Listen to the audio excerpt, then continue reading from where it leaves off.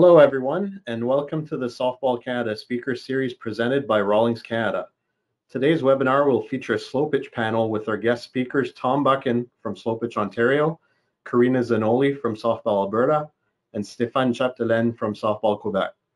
Although the softball season is currently suspended due to the coronavirus situation, we are happy to have the opportunity to engage with our members, and we hope you will enjoy listening to our great speakers. Bonjour à tous et bienvenue à la série de webinaires de Softball Canada présentés par Rawlings Canada. Le webinaire d'aujourd'hui sera un panel de balle lente avec nos invités spéciaux Tom Buchan de Slo-Pitch Ontario, Karina Zanoli de Softball Alberta et Stéphane Chapdelaine de Softball Québec. Quoique la saison de softball est présentement suspendue en raison de la situation COVID-19, on est heureux d'avoir la chance de nous engager avec vous et on espère que vous aimeriez écouter à nos excellents invités. Les deux premières parties de ce webinaire avec Tom et Karina auront lieu en anglais, alors la troisième partie avec Stéphane sera en français. Veuillez s'il vous plaît poser vos questions dans la boîte des questions sur votre écran durant les présentations. On posera vos questions aux invités lors de leur partie. The first two parts of this webinar with Tom and Karina will take place in English, while the third part with Stéphane will be in French. Please make sure you type your questions in the questions box throughout the webinar. We will be working your questions into each speaker's presentation. Before we get started, we want to thank you all for joining us and for following the social distancing measures as directed by the Government of Canada and your local health authorities. Softball Canada is monitoring the situation closely and posting regular updates on our website. Please continue to follow the government's COVID-19 prevention measures to help flatten the curve, and we will be back on the field as soon as it's safe to do so. Avant de commencer, on veut vous remercier d'être avec nous et de suivre les mesures de distanciation sociale telles qu'identifiées par le gouvernement du Canada et vos autorités locales de soins de la santé. Softball Canada surveille la situation de près et publie des mises à jour régulières sur son site web. Veuillez continuer à suivre les mesures de prévention du gouvernement du Canada pour aider à rétrécir la courbe et on sera de retour sur le terrain dès que ce sera possible d'y retourner en sécurité. We also want to recognize our partners at Rawlings Group Canada for their unwavering support. On top of the Rawlings brand, Rawlings Group Canada also represents and distributes Mikan and Worth products, which are more geared towards the slow-pitch market. Worth is the official ball of Softball Canada's Canadian Slow-Pitch Championships. On veut aussi reconnaître nos partenaires au groupe Rawlings Canada pour leur soutien continuel. En plus de la marque Rawlings, le groupe Rawlings Canada représente et distribue aussi les produits Mikan et Worth qui sont plus prévalents dans la communauté de la balle lente. Worth est la balle officielle des championnats canadiens de balle lente de Softball Canada. My name is Gilles Leblanc. I'm the Manager of Marketing and Communications at Softball Canada, and I'll be co-hosting this session. Please allow me to introduce Mike Branchaud, our Manager, National Teams and Canadian Championships, who also has the Border Battle and Slow Pitch initiatives in his portfolio. Mike will be leading our conversation with Tom and Karina. Over to you, Mike.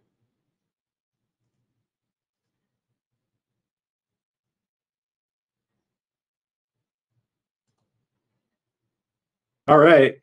Hi, Gilles. Thanks for joining us, everybody. I'm extremely excited to have both Tom and Karina and Stéphane on with us today to share their knowledge about the game of slow pitch. I'm going to jump right in with Tom. Hey, Tom, how are you today? Good, Mike. Good to see you. You too. Wish we were talking on a field, but I guess this is going to have to do for now. Yep. So you're both the president of Softball Ontario and the CEO of Slo-Pitch Ontario. Now you've held the role of Slo-Pitch Ontario since of CEO at Slo-Pitch Ontario since 1989. Is that correct? That is correct, believe it or not. Yes. Good. So obviously SPO has been around for a long time, but can you maybe share with us what that first year was like and how you got things started and kind of, I mean, I know that first year must have been challenging. So what were some of the obstacles you guys had to work around? Yes, extremely challenging the first year. Slo-Pitch was kind of started a few years earlier than that by a guy by the name of Chuck Peet.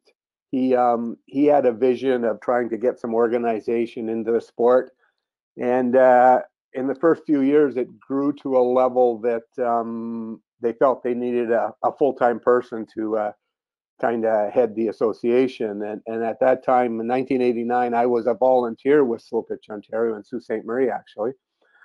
They offered me a one-year contract to come in and manage the association. So 30-some years later, I'm still here. But the couple of challenges I found when I did come in August of '89 was that there wasn't a real strong volunteer base, and there was no corporate sponsorship. So those were my two big challenges. Initially, building a team and finding the support to go with that. Now, obviously, 1989 was, what, 31 years ago, but I'm sure you've had some people with you for a long time. Maybe, is there anybody been with you since the beginning, or has anybody been with you for many, many years? Well, Bob Whedon just retired just at our gym this past year. Bob was one of the initial players out of Chatham that got involved. Shortly after that, John Harris from Burlington came involved, and not too long after that, Ron Hawthorne. So right now, the ones that are still with us, I would say that I would name those three for sure. Great. Yeah, I mean, it sounds like even now some of the same challenges you faced back in the beginning with, like, you mentioned great volunteers and sponsors. That's the same thing people are challenged now. So things haven't changed that much in 31 on that side of things. No question. Speaking of that, you had some great partners to begin with in that initial period, maybe the first 2, 3, 4 years. Can you share some information and/or stories about the Labatt Blue Pitch program that set the standards for the tournament series back then? Wow, that's a long time ago, and yes, actually, again, that was one of our tasks when we came on here, was to find some corporate sponsorship. And at the time, our competitors were with Molson, so it was a common reach to go out and see if Labatt would be interested. And quite frankly, they were all in. To a point of whatever kind of we wanted in the day, it was good. Mike, you remember those days. In fact, they approved 6 summer Slo-Pitch reps in the early 90s, and you were one of those guys working out of, I believe, Ottawa at the time, and we developed our relationship 30-some years ago because of Slo-Pitch. And again, Labatt was a great partner. They, again, had summer reps for Slo-Pitch. They provided awards and quite frankly got us to a level of sustainability. They really did. Yeah. Yeah, and speaking of, I mean, every time I think about my summers with Labatt Blue and doing both the Slo-Pitch program and many other sporting events, I mean, it's just a great experience for me. And one of the things I remember the most, and I'm going to kind of ask you about it here, is one of the first provincial championships was in the London and area, with the headquarters being at the Labatt Blue, at the Labatt plant, right in the garage where all the trucks were. And I remember they had this special beer can that I think they brought about and couldn't sell, so they made us sell it during that weekend. And I just remember bands being in there, and it being a wild time for like, what was 100+ teams. And I mean, how did that idea ever play out? Who thought of that, and how did that come about? Well, that was crazy. That was our first year in London, and Labatt, and I'll give them credit.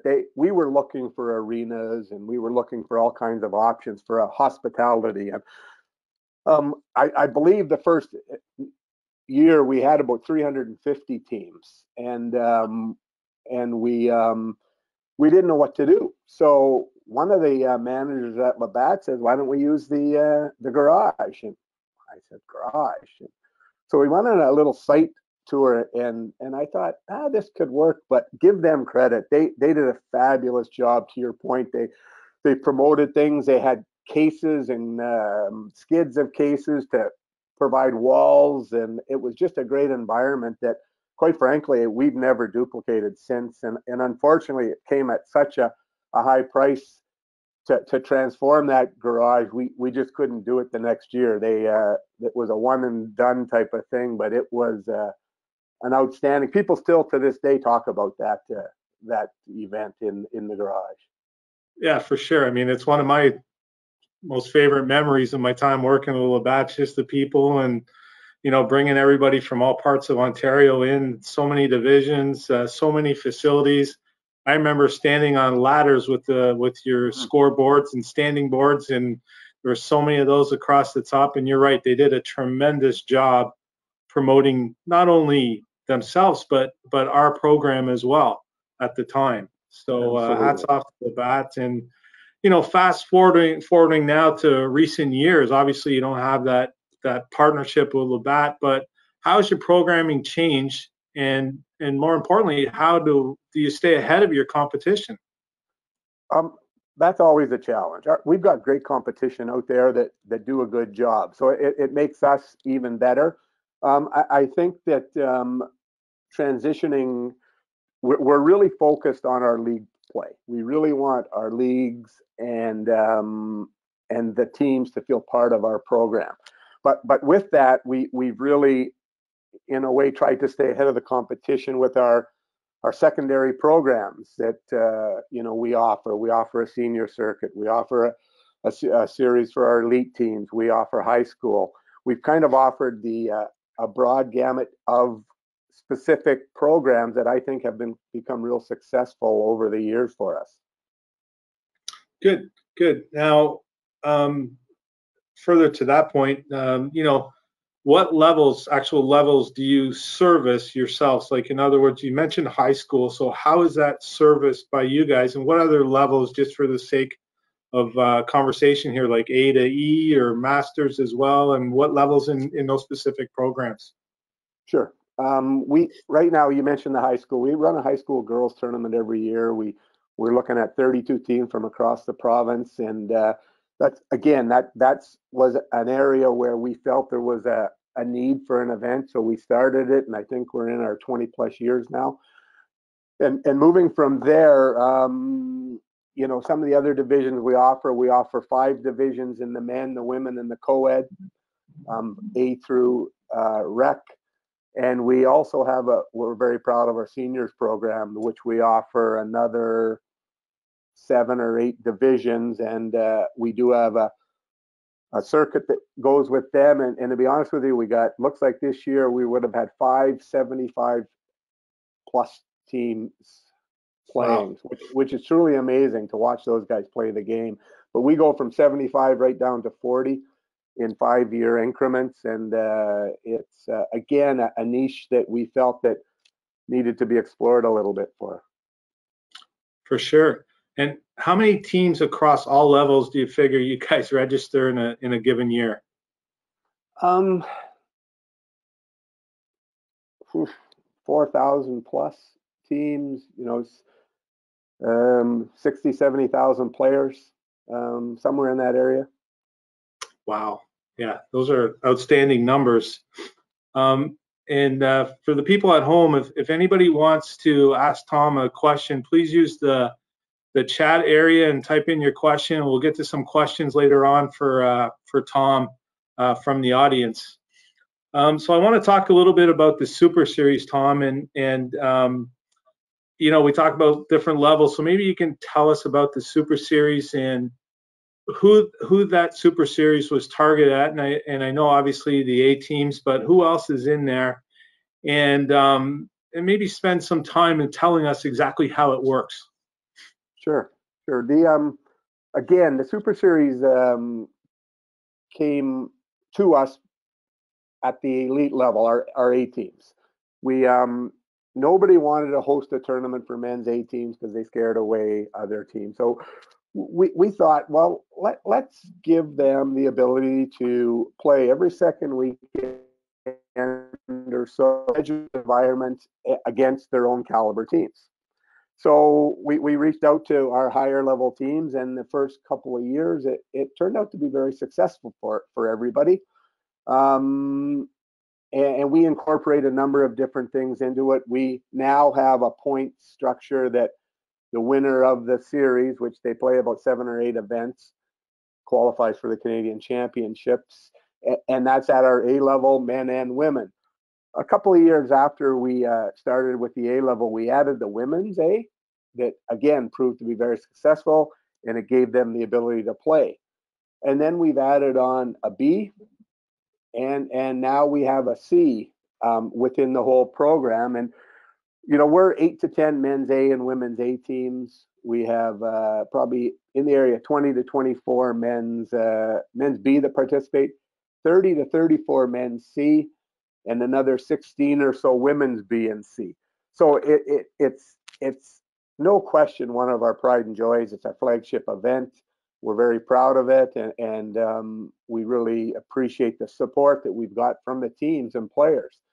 So we're at a level now that it's becoming a little bit more of a challenge because we're having a hard time getting everybody to play because of the numbers and diamonds. It's becoming more challenging. In fact, to the point that we start Friday now when we run our seniors program and play Friday during the day to try to free up the diamonds for the weekend. Wow. Yeah, it sounds quite the endeavor. I'm sure, I know, because a lot of the other provinces are always asking me about, like, you know, how does the Super Series work in Ontario? And they kind of don't have the luxury of you know, having the teams and the capabilities of doing what you guys are doing. But they do run some provincial events. And further to my next question, can you maybe tell us a little bit about your provincials, eliminations, that type of thing? And I believe they're also used to have a qualification into the Canadian Championships as well. Sure. The eliminations has been around as long as I've been around here, and it's, again, a flagship event for us. It's an open qualifying tournament for the Canadian Championships in the men's and the women's divisions. So we do get some B teams and some other teams that will participate in this one event. But we've always wanted to make this our showcase event, and it's something that I know that players and teams really look forward to. In fact, on Friday nights, we always have a host game and one of our #1 seeds playing on the Friday night, and you know, it's nothing to see 1,500 people come out on a Friday night to watch these guys play, and it's a tribute to the quality of the game and the players and how good they really are. It's a great spectators game at that level, and like I said, the Elimination Weekend is our #1. Provincial championships, again, it is a qualifier at the A level for the Canadians, but we run provincials at every level, and we run it over 4 or 5 weeks. And it's just an opportunity for the teams to come in and get away for a weekend and enjoy a competitive environment for that weekend. And again, it's all levels of play we offer. Now, obviously, with the amount of events that you guys operate and offer, you must have some great sponsors now or partners that kind of help out with your programs. I know, for instance, Rogers TV last year showed a bunch of your events whenever they could in the London area. Now, is there any other companies or partners that really help you guys out to showcase these great events? You put me on the spot here because I hope I don't forget anybody. But there are. Obviously, when Labatt years ago, well, over 10 years ago now, I believe, Labatt got sold and they became an international brewer, and they've, in my opinion, they lost focus on the grassroots levels, and we kind of ended up parting ways because of that. So we had to become self-sufficient and work a different way. And our strategies were to create relationships. And I really want to mention our Rawlings, our Worth and Mike, in relationship with Randy Beatty and Jason. But I go back 27, 28 years with Randy when he was with Paris Glove and then moved to Worth and now with Rawlings. They're a big partner. But we also have the Mizunos of the world, Montana's. We have the hotels in London that are a big part of our program. And there's other ones out there I'm sure I'm forgetting. New Era Caps. But all of these now, these nickels and dimes lead to dollars now, and anything is greatly appreciated with respect to all of our sponsors. Yeah, absolutely. I mean, you know, we have to have a solid retailer in there too, and we have Home Run Sports with helping us out with that stuff. No, for sure, and we feel your challenges sometimes with our events as well in our program. So kudos to everybody that helps out across the country with our great game here. So one of your venues that you use quite often, and I know you partner with them in a lot of events, is Slo-Pitch City, just outside of Dorchester. Now, how many weekends of the year are you there? Like I know you sometimes, I feel like you guys set up a bed and breakfast there sometimes, or there so often. Yeah, I feel like that. I think that last summer I was there 17 weekends myself, and it maybe not the whole weekend, but bits and pieces or whatever. But we're in that complex almost 20 weekends. It is a great partnership. They're like family with us. We have an office right on site, and you've seen that, Mike. And yeah. the Ward family is a big supporter of Slo-Pitch, obviously, and our programs. And we do 90% of our business right out of Slo-Pitch City. Yeah, for sure. It's a great facility. And how many diamonds, Tom? 7? They have 8. 8 diamonds. 8, yeah. Right, for sure. Maybe it's almost time we bring another Canadian championship there. Well, we'll discuss that later. Yeah. Which leads into my next question. I know there's a lot of great venues in the province of Ontario. What are some of these other venues that you guys use or have great league partnerships with? And again, I know I'm putting you on the spot, but I'm sure there's some that I can name a few. Like I said, Slo-Pitch City is our big one, but we have a number of leagues and we work with. And the city of Brampton is we've been there for some of our events. We have some big leagues that play out of Brampton, and the I believe it's CAA complex now there. Windsor's got some strong diamonds with Micmac Park, and a lot of the leagues play out of that area. St. Thomas has a beautiful complex. I believe you guys have played some fast pitch championships out of St. Thomas. Yep. Woodstock has another a nice complex that they're starting up. So and I know I'm missing a bunch, but those are some of the ones. What we try to do with our programs is stay as central as we can. You know, we've learned in the past that if we go to Windsor, the Eastern teams aren't going to participate as much, and if we do the other, it's going to be on the other foot. So we found that, you know, London is fairly central. We've got a good relationship with our hotels and the facility, and there are a few subsidiary diamonds around that we use in Dorchester and Belmont for overflow. Good. So I have one more question, and we got a couple of questions from the audience here. If you could choose one thing that you are most proud of in your 30 plus years being associated with SPO, what would it be? Most proud of? Wow. I think that one thing I'd probably be most proud of is the development of our and creation of our loyal volunteer base, and that have been with us a number of years, from our board of directors to our zone directors, tournament directors, and league executives. If I go back, there's so many people that that have been with us for so long, and I'll throw our staff in there too.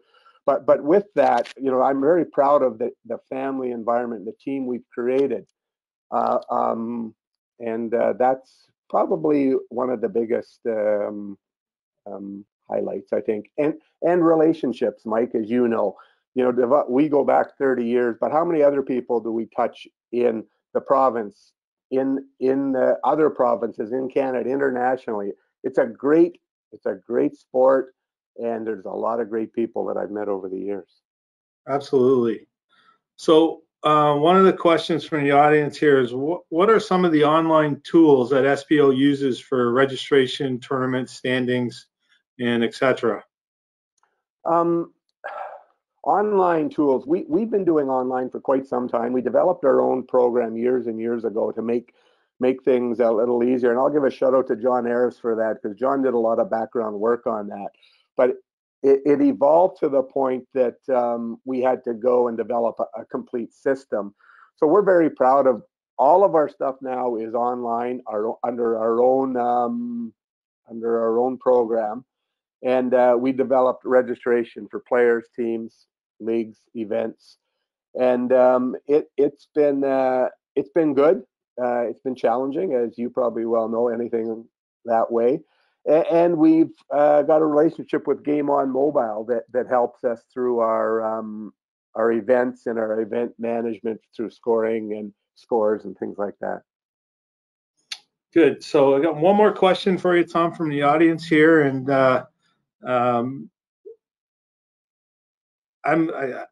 whenever I get a question, I kind of try and think of what I would answer as well sometimes. And this one's tough, and I'm glad I'm asking it instead of answering it. So if you could change one thing in the game today, what would it be? Oh. Will you give me an answer also on this one? I will if you want to. All right. This is a great game, and we don't need a lot of changes. We've made those changes over the years, but the thing that jumps out to me is bats. I just, you stole my answer. Well, there we go. Good minds think alike. But and that's nothing against, but the policing of the testing. Mike, you guys supply bats for your Canadian Championships. We test 3,000 to 4,000 bats a year to try to keep an even playing field. I don't know really what the answers are, but the bats, it could be ease of testing, maybe a little bit more convenience rather than the compression testing, or a little bit safer tamper-proof wise. We know there's people out there that are doing stuff to bats, and I don't have the answer, but that's probably been our biggest challenge, and something that I don't have the answer, but I'd like to see if we could make it a little smoother for everybody.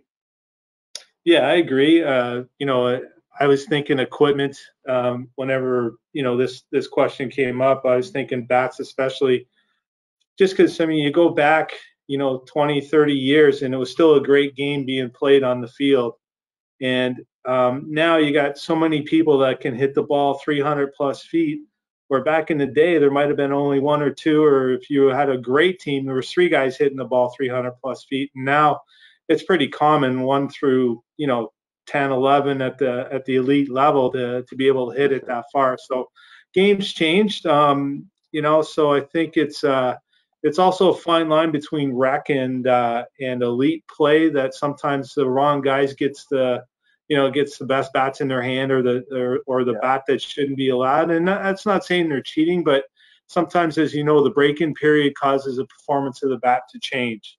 Yep. And so I think for sure, I think we're on the same page. And thanks very much for joining us, Tom. Is there anything else you want to add in there, or we'll hope to see you on the diamond this year sometime for sure? Well, that's exactly what I was going to say.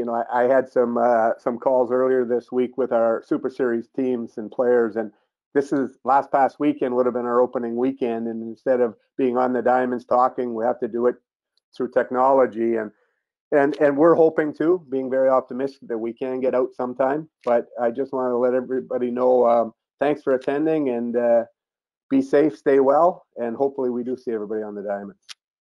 Great. Thanks, Tom. Thanks, Mike.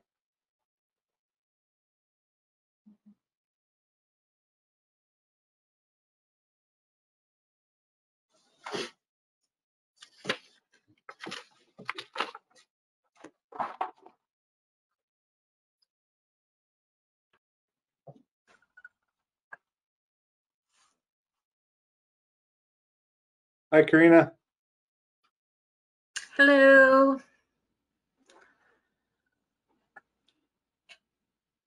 All right, so I guess we'll just jump right into it. I wasn't sure if we were going to have a little break or not. So welcome to our webinar. I know it's lunchtime there, and you're probably knee deep in what you do on a day-to-day basis. So thanks for joining us, and we'll spend about 15 minutes here. And if there's anything you want to add at the end, great. And once again, anybody, if you have any questions for Karina, please feel free to put them in the chat side, And we're going to also have a little bit of a draw. You see this jersey behind me is our last Border Battle jersey. So we're going to have a little text and win later on just to add to this portion with you. So maybe we can start with you telling us a little bit about your role in Slo-Pitch, with Slo-Pitch in Alberta, and what exact stuff do you handle in a given year? Because this is year 4, I think you had mentioned, right, in with them?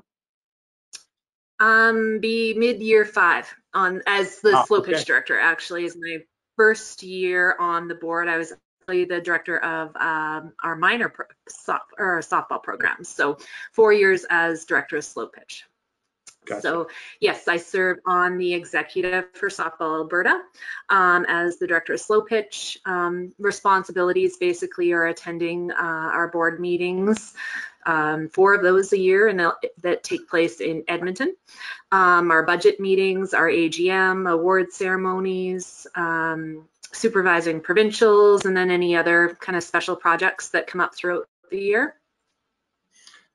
Now, how many teams, first off? I know you're not quite as big as obviously Slo-Pitch in Ontario, but I don't think anybody is across the country. So how many teams and at what levels do you have in Alberta? Right. So on the Slo-Pitch side, we definitely are in a process of attempting to build our program here. Yeah, you hear the numbers coming out of SPO and it's like, oh, like, I mean, obviously a larger province, but just, I mean, they have a fantastic, successful program that's been around for years. So we currently have about 57 recreational. We separate ours just as rec and comp.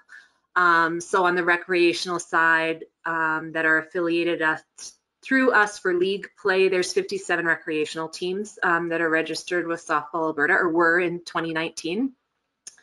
And then on the comp side, we have, those are the teams that are competing to attend the Canadian Championships. There in 2019, we had 8 men's comp teams and 5 comp women's teams. And then the random weekend tournaments sanctions that don't have all those exact numbers, but those are the amount of teams that are registered for us for the entire season, affiliated with us. Gotcha. What about like a masters or co-ed, or is there any type of play for that specific group in tournaments, or?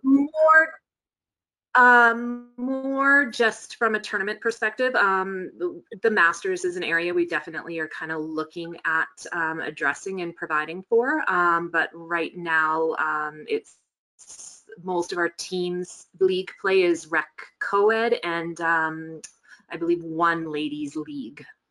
Gotcha. Now you mentioned tournaments. So provincials, is that open to teams specifically to qualify to go to the Canadians? Or is there other provincial levels, like, you know, for your rec, is there a provincial champ on the rec side as well as the comp side? How does that work? Yeah, provincials right now, we offer just comp and intermediate. Our intermediate division varies from year to year as to what type of registration we get for that, and it definitely has kind of struggled. But it varies depending. We have different provincial hosts each year in different locations across the province, so it can vary depending on what they have locally for an association or league play there. From a tournament perspective, I mean, at any point in time, anybody can contact our office and sanction a tournament through Alberta Softball. You know, either just from a sanction and insurance only perspective, or definitely access our ASUA, our umpire branch here. Last year we did affiliate or sanctioned a tournament series, a co-ed tournament series in Alberta that was 4 weekends at 36 teams each weekend. And it did utilize our umpire crew here, and actually that was one of the, you know, the positive feedback I received from players that participated was, you know, the quality of the umpiring in our program definitely stands out above some of our competitors. So that was definitely a positive experience, and we're hoping to kind of grow those tournament sanctions after that experience last year. Good, good. So Speaking of tournaments and events, the Canadian Championships have visited Alberta, I think, 4 times over the last 10 years or so, approximately. Lethbridge, a couple of times, Leduc, Fort Mac. Fort Mac.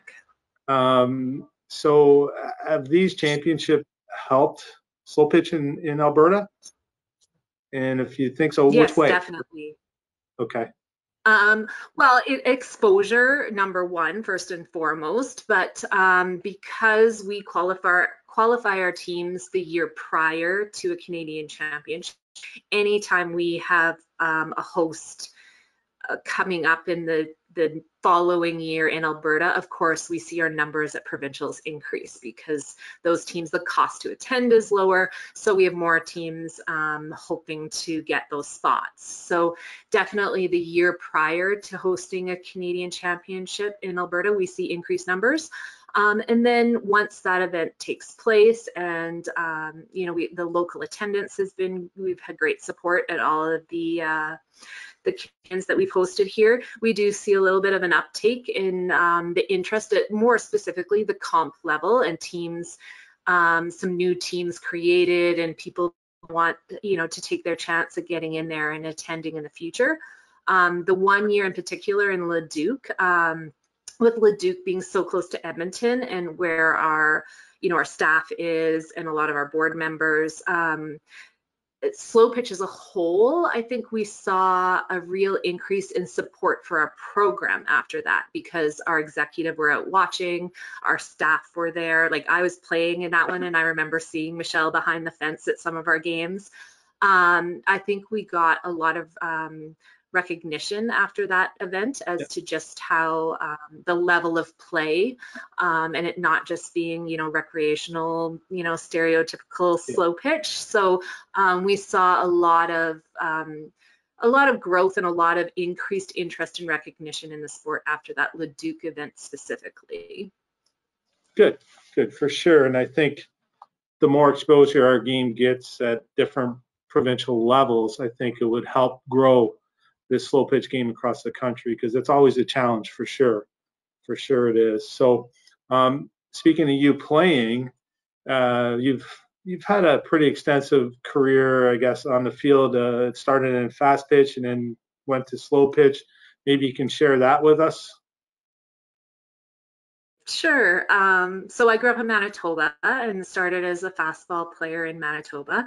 In Portage-la Prairie, where their program at the time there was basically kind of a B level program. And then I believe it was 1993, Softball Manitoba allowed the creation of a team called Manitoba Magic, which was basically almost a rural all-star team. We pulled some of rural players from different areas of the province and created a team that would act as the host team for the Canadian Championships in Winnipeg that year.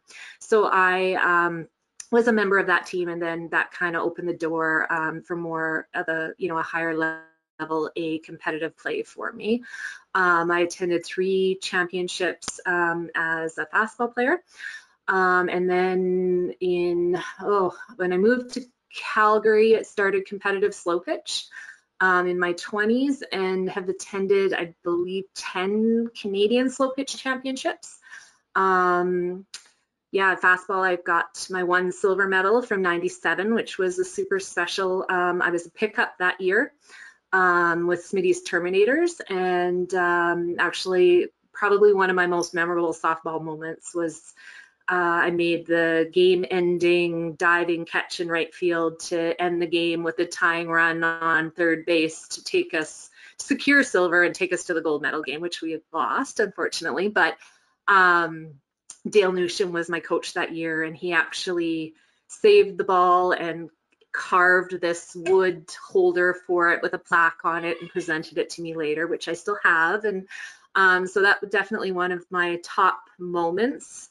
Then in slow pitch, we've gotten 2 golds and 3 silver playing with Alberta Sparks. And probably 2010, the first gold, the most memorable. yeah, had both boys with me there, a 2.5-year-old and a 10-month-old, and which is a challenge in itself in the women's game, and managed to, yeah, we had a great week, and I was named the playoff round MVP there and my first gold, and yeah, those are probably my top 2 Canadian championship moments. Nice. So obviously last year you were selected as an assistant coach for the women's border battle team. Now you had also attended several border battles with Jeff as a player on the men's side. So I'm sure that was so special for you to be named to that and actually leave Jeff at home while you went to the border battle. But is there any special memories that, you know, either you had with, let's talk about the women's game. So last year, just tell us a little bit about that experience and how, you know, how important it was for the women's program to start with, you know, with a border battle team a few years back. Yeah, so that was, I mean, a huge honor that I'll always be, you know, thankful to Softball Canada for that opportunity. It was last year with me being there. I think I remember an Instagram post that was the 10th consecutive year that there had been the Zanoli name on a Team Canada jersey. So, you know, was super proud to be able to carry on that, let's say, tradition. But I mean, again, growing up as a young fastball player, like you dream of being able to put that jersey on. It didn't, you know, get to happen as a player, but it still, you know, was kind of a goosebump moment when you first put it on, and being able to kind of almost stand back and watch the girls experience that, and, you know, they're just standing, listening to the anthem play, and, you know, them running onto the field. It's something super special that, you know, super thankful that myself and all those girls got the opportunity to experience. The introduction of the women's game to the border battle, I wasn't able to attend the first year. I stayed home with the kids. That one will be one I probably kick myself for a long time, is that was the year we won both. But I was definitely cheering from home, and yeah, it was the border battle in general, what it's done for the sport, and the kind of just the increased level and desire for players. Like, I know here in Alberta, girls that, you know, have set that as a goal. Patty Simon, that's on the team, I know she legitimately, when that announcement first came out, like the time and the effort and the training that girl puts into her game, it's, you know, it's given them something extra to work towards. So it's definitely seen a boost in the level of play and the commitment of the players to the level of play. Great. So one of the last things I want to talk about with you is a couple of years ago, Softball Canada introduced a Slo-Pitch Safety Committee that you were part of, and we made recommendations to the game. And one of the recommendations was mandatory batting helmets, which was supposed to be implemented this year. And then everybody can see the actual brochure that was that came about after that committee put together recommendations. So the helmet, as I mentioned, was supposed to be mandatory this year at Canadian Championships. And I understand Alberta made this mandatory last year at provincials. How did that go over, and what are your thoughts in general on the safety committee in this brochure that we put together? Yeah, so it was something Softball Alberta had been discussing, just, you know, some pretty, let's say, high profile incidents that had happened and were gaining circulation and petitions going around. So it's something that we'd started discussing, and then the Softball Canada Safety Committee opportunity came along kind of at the same time. So Softball Alberta did implement it last year at provincials. You know, going into it, and while discussion was kind of hot and heavy, definitely, you know, there was some negative feedback, people that were quite against it, and we implemented a survey out to our membership, and I think it's very similar results to what Softball Canada saw as far as the pros and the cons, a bit of a split room. But we recognized the opportunity we had to address a safety concern in athletes, and we implemented it. Last year at provincials, so we had 8 comp men's teams and 5 comp women's teams. Every player showed up with a helmet. I had 0 issues. Like, the umpires didn't have to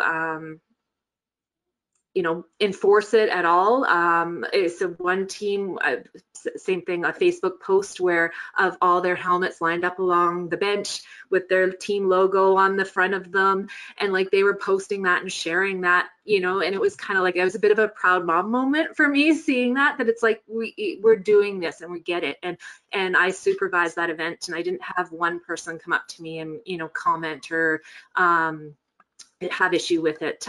So super proud of our teams and our athletes for embracing it.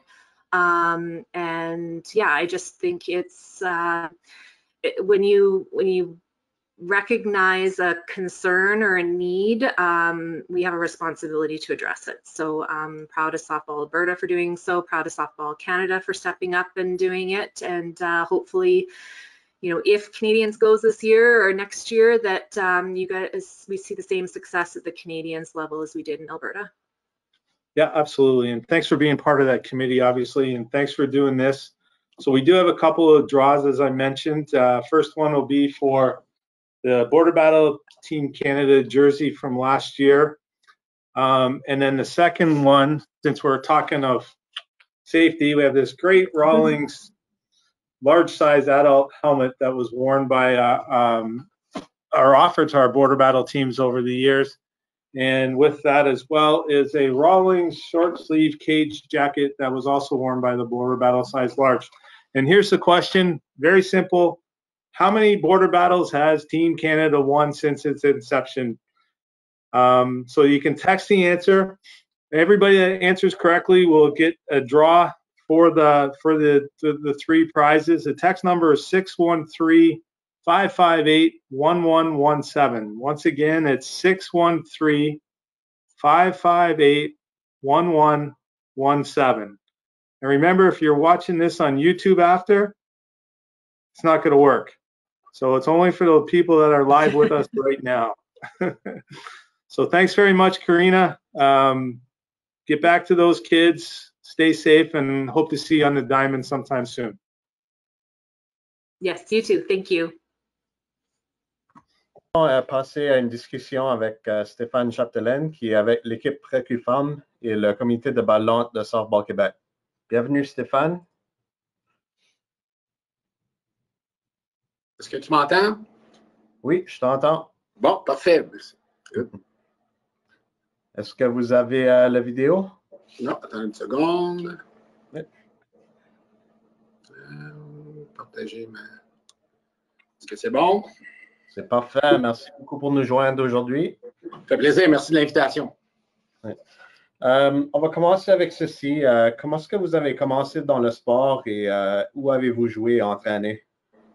De mon côté, je suis un ancien joueur de baseball, donc naturellement, j'ai fait mon baseball mineur à Longueuil. J'ai joué une partie de mon baseball junior majeur avec les Ducs de Longueuil. Par la suite, j'ai été échangé au Royal de Repentigny pour finir ma carrière. Puis, j'ai eu l'opportunité d'être nommé entraîneur en chef, le plus jeune de l'histoire à l'époque de la Ligue junior majeure du Québec. Et pour la suite, faire le saut, avoir un offre pour aller être joueur-entraîneur dans une équipe de baseball professionnel en France, à Savigny-sur-Orge. Donc, l'aventure du coaching commence là. Puis par la suite, mon arrivée après ma carrière de baseball, mon arrivée à la balle lente au Slo-Pitch. Vous êtes maintenant avec Softball Québec sur leur comité de balle lente. Pourrais-tu nous expliquer un peu vos responsabilités avec Softball Québec? Oui, donc moi, dans le fond, mon mandat a terminé il y a quelques semaines, mais j'étais là depuis 2015, donc avec comme directeur de balle lente. Le mandat qu'on avait au début, c'était de vraiment redonner des notes de noblesse à la balle lente au Québec. Donc, on a construit le circuit Qualifier. Donc, c'est un circuit qui est rendu maintenant, c'est des qualifications pour les championnats canadiens de softball Canada. On a travaillé fort au niveau des arbitres aussi avec Pat Chiquette, Mike Néron, Chantal Gagnon au bureau. Maintenant, Éric Lemaire qui prend le pôle. Donc, on a vraiment mis en place un système. Puis pour te dire, aujourd'hui, on a plus de 450 équipes inscrites, donc adhérées au programme de Softball Québec. Au niveau Slo-Pitch, naturellement. Oui, c'est vraiment excellent comme chiffre. Vous avez pas mal de membres aussi, comparé aux autres provinces aussi. C'est excellent de voir la balle grandir au Québec aussi. Comment est-ce que la balle lente a changé au Québec, à ton avis, dans les dernières années? Écoute, c'est une bonne question parce que la game, les joueurs, les organisations ont vraiment changé. Donc, je pense que le fait de participer, les équipes de participer à des championnats canadiens différents, le fait aussi de voir des gros, au Québec, on a un gros événement qui est la classique PIF à Sherbrooke aussi, qui veut pas redonne à la balle. Les gars vont voir les meilleures équipes américaines, les meilleures équipes canadiennes là. Donc, la game a beaucoup changé, beaucoup d'influence avec de joueurs de baseball qui arrivent maintenant à la balle donnée, à la balle lente. Donc, la préparation off-season, c'est incroyable. Et puis, pour te donner une idée, Gilles, dans la région de Montréal, là, tous les week-ends, quand on va se permettre de jouer, mais l'été passé, ces choses-là, c'est entre 3 à 4 tournois qui se fait un peu partout. Donc, les gens jouent à la balle. Donc, les joueurs sont meilleurs, les entraîneurs aussi. Donc, la game a vraiment changé dans le bon sens. C'est vraiment le fun. On va maintenant parler un peu de votre équipe que vous êtes impliqué avec, l'équipe recrue femmes Sport Rousseau. C'est l'une des meilleures équipes que, non seulement au Québec, mais aussi au Canada. Vous avez beaucoup de succès au championnat canadien. Qu'est-ce qui est votre rôle avec cette équipe-là? Moi, j'ai eu le privilège d'être là dès le départ. Donc, j'ai parti dès le début. Je suis arrivé là, moi, quand on a commencé l'équipe à l'époque, j'étais avec Stéphane Brisebois et Sylvain Campeau, deux de mes amis. J'avais une vision, un rêve d'emmener cette équipe-là le plus près possible de ce qu'on pouvait être du baseball professionnel. Moi, j'avais essayé de faire une carrière au baseball. Ça n'avait pas fonctionné. Donc, je me disais un jour d'essayer de créer ce concept-là, ce concept d'équipe, de famille-là. Et à l'époque aussi, il y avait beaucoup d'influence l'équipe de Vacances Transat, d'Air Transat, qui était dirigée par Marc Turcotte à l'époque. Donc, c'était un peu notre modèle. Donc, si tu veux, dans le sens qu'on voulait s'en aller vers là. Le chemin était très, très haut, mais on a parti ça, écoute, c'est en 1996. Donc, l'équipe a commencé et puis aujourd'hui, 24 ans, 18 médailles au championnat canadien, 3 fois champion canadien, 2 fois classique PIF champion. Le Firecracker aux États-Unis est un gros événement, on l'a gagné. Puis dernièrement, en octobre dernier, on a été la première équipe canadienne à remporter un championnat d'Europe. Donc, on a gagné en Allemagne le championnat d'Europe. Donc, honnêtement, je suis très, très fier de tous mes joueurs, tous les gens qui ont passé. En haut de 300 joueurs et coachs ont passé dans l'organisation depuis 1996. Donc, c'est une belle fierté pour nous autres. C'est un travail d'équipe. Oui, on parle beaucoup de succès du club. C'est excellent de voir vos succès à tous les niveaux. Au cours des années, quels sont certains de vos plus gros exploits dans votre équipe au niveau international et au championnat canadien? Mais je dirais que les plus gros exploits, un peu comme je te disais, c'est d'avoir remporté trois championnats canadiens.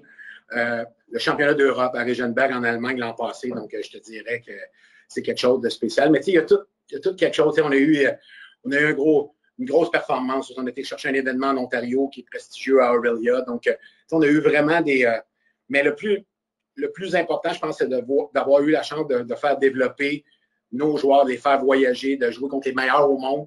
Donc, ça, c'est une autre chose. On a été 1 an dans le circuit major aux États-Unis. Donc, c'est un circuit pour hommes. Donc, on a mangé une coupe de claques sur la gueule, mais c'était correct. On a joué contre les meilleurs au monde. On voulait le faire. Donc, je te dirais, dans l'ensemble, c'est vraiment d'avoir réussi à vivre, aller au championnat canadien aussi. Donc, on était au championnat canadien depuis 1996. À toutes les années, on est là. Donc c'est une fierté pour nous autres. Oui. Le plus que tu participes contre des bonnes équipes, le mieux ton équipe s'améliore. Ça fait que c'est la meilleure façon de se bâtir un club. Entièrement d'accord avec toi. Ça fait que votre équipe semble mettre beaucoup d'emphase sur la famille, puis vous faites beaucoup d'activités pour rassembler les familles des joueurs. Pourrais-tu nous parler un peu de vos initiatives avec ça? Mais nous, à la base, normalement, on tient un camp d'entraînement. Cette année, c'était été cancellé naturellement avec qu'est-ce qui se passe sur la planète. On fait un camp d'entraînement qui est en République dominicaine. Donc, on emmène 25 joueurs, mais le plus important, c'est que tous les enfants, la famille sont là. Donc, l'an passé, on était en haut de 60 personnes qui étaient là. Donc, à tous les soirs, des soupers pas d'équipe, mais de famille. Donc, on a des thématiques. Donc, on travaille beaucoup là-dessus. On a fait l'an passé un entraînement public avec. On invite nos gens. Donc, comme tu dis, c'est important. Puis, là-dedans, en étant notre 24e saison, on a des jeunes enfants qui étaient à l'époque qui sont rendus des adultes, des jeunes adultes, donc qui ont suivi. Donc, c'est important pour nous de perpétuer ça. Donc, c'est de quoi qu'on contient. Donc, c'est comme je dis tout le temps, oui, les joueurs, mais les femmes, les enfants, c'est tellement important. Donc, parce que c'est une passion, puis d'avoir tout le monde qui pousse dans le même sens. Puis l'an passé, mais quand on était en Allemagne, encore une fois, plein de familles qui étaient là. Donc, c'est vraiment très. Oui. Vous voyagez certainement beaucoup à des différents pays autour du Canada, alors c'est vraiment important d'impliquer les familles autant que possible. Absolument. Oui. Pourrais-tu nous parler un peu de comment est-ce que vous passez au recrutement des athlètes pour votre club?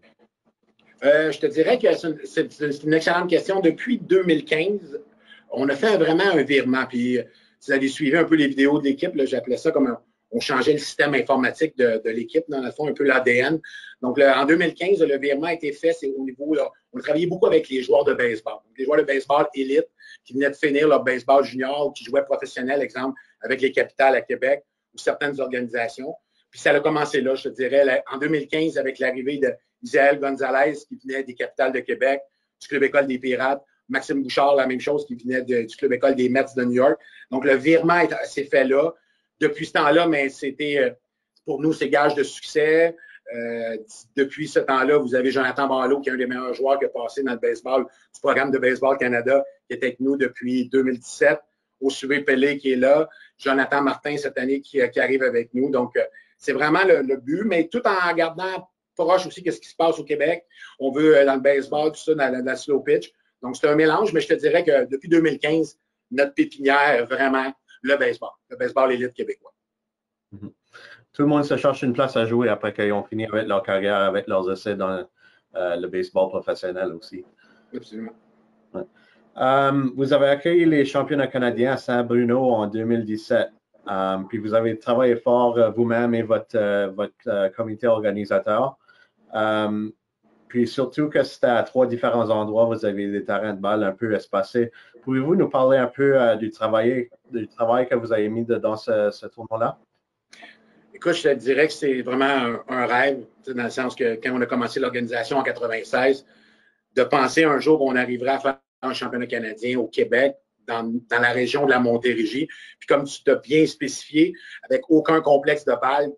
Donc, dans le fond, ce qu'on avait décidé de faire, c'est d'utiliser vraiment la vallée du Richelieu, la Montérégie, donc de faire notre site principal à Saint-Bruno, d'avoir notre deuxième site à Saint-Basile-le-Grand, pour les gens qui c'est pas très loin, et on finissait avec notre 3e site qui était à Belleuil.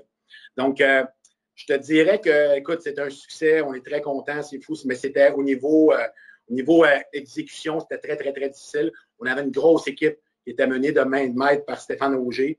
Donc, on a travaillé, c'était un événement qu'on a préparé par 1 an à l'avance, c'est pas 1 an et demi. On était très, très fiers. Puis, tous les soirs, on a créé sur le site principal des soirées spéciales. Puis, ce soir-là, si tu veux, ce championnat-là, je l'ai à date, le 16 août, on a créé une soirée Hommage Québec. Et puis, c'est le moment un des moments les plus touchants qu'on a eu dans l'organisation. On a emmené tous les anciens qui ont bâti, les anciens joueurs qui étaient là, qui étaient tellement fiers d'être présentés. Et puis, en terminant, on a eu Claude Brodeur, qui est un des grands, son chandail a été retiré dans notre organisation. Puis également, on a eu la chance d'avoir la femme et la fille de Jacques Millet, qui est décédée, que le premier numéro qu'on a retiré, 57. Donc, tout ça ensemble, c'était une soirée magique. Écoute, je te dis ça, j'ai encore les frissons. Donc, c'est vraiment mémorable. C'était quoi qu'on tenait à faire, puis on l'a fait. Puis, je pense que les gens apprécient. Puis Claude, malheureusement, est décédé quelques mois après, mais d'avoir sur le terrain tous ces anciens-là, les gens qui ont bâti Slo-Pitch au Québec, c'était important pour nous, puis c'était un beau leg pour les prochaines générations. Puis aussi ça, le glaçage sur le gâteau, c'était ce championnat-là que vous avez gagné devant vos partisans aussi. Pouvez-vous nous expliquer la joie de gagner sur votre propre terrain, puis les souvenirs que vous avez de cette journée-là? C'est déjà un championnat canadien à la base, tu sais, c'est de jouer, de le vivre, c'est épuisant mentalement, physiquement pour une équipe. D'avoir réussi, dans le fond, être l'équipe qui le faisait, la pression qui était là, et en plus de passer par le chemin, un peu de la porte d'en arrière en plus, parce que si les gens s'en souviennent, il a fallu la dernière journée gagner 3 parties pour gagner le championnat canadien, donc battre 2 fois en finale l'autre équipe. Donc, c'était fou de gagner chez nous. C'est fou parce que c'est de la misère à le réaliser quand ça arrive, mais c'était tellement une belle journée, surtout cette dernière journée-là à Saint-Bruno, au Parc Rabastaillard. Écoute, on refait notre tournoi année après année là-bas, puis le feeling est toujours là. Les joueurs, c'est magique. Donc, d'avoir gagné devant nos partisans, devant nos familles, naturellement, puis de l'avoir gagné chez nous, c'est, comme tu dis, c'est la cerise sur le Sunday. Donc, on ne peut pas demander mieux. C'est même dur des fois, tu te dis, OK, est-ce que je vais aller chercher pour revivre ce feeling-là? Mais, regarde, Puis le plus important aussi, c'est qu'on a fait ça pour un leg pour la balle. C'est ce qu'on disait avec les gens de Softball Québec, c'est qu'en menant le championnat canadien de Softball Cannes, le plus prestigieux, l'emmener au Québec, dans la région de la Montérégie, où est-ce qu'il y a beaucoup de joueurs de balle donnée, que les gens peuvent voir le calibre canadien. C'était le plus beau leg. Il ne pouvait pas avoir plus belle promotion pour notre sport que d'avoir fait ça. Bon, ben merci beaucoup pour votre temps, Stéphane. Est-ce qu'il y a quelque chose, un petit mot que vous aimeriez donner en sortant? Mais écoute, je veux dire merci à Softball Canada, merci aux gens, donc c'est vraiment apprécié. Restez prudents, puis on va se croiser les doigts on reste positif pour la prochaine saison. Merci de m'avoir invité. Merci beaucoup, Stéphane.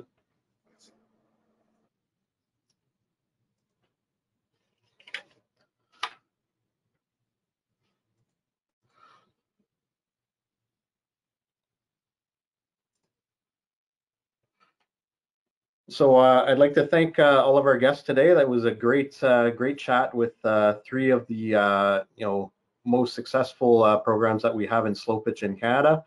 Thank you so much for joining us and for submitting your questions. If you have any comments or suggestions for our speaker series webinars, feel free to send them to Gilles LeBlanc or Angela Ballantyne at Softball Canada. The next webinar that we have coming up will be the 3rd team, which will be an umpiring session on Friday, May 8th at 2 p.m. Eastern Time, hosted by Donna Zarco from our office and National Director of Umpires, Jeff Whipple, with special guests from our Officiating Development Committee, Sandra Forand, Geneviève Gaudreau, and Scott McLaren. Please make sure you register at softball.ca.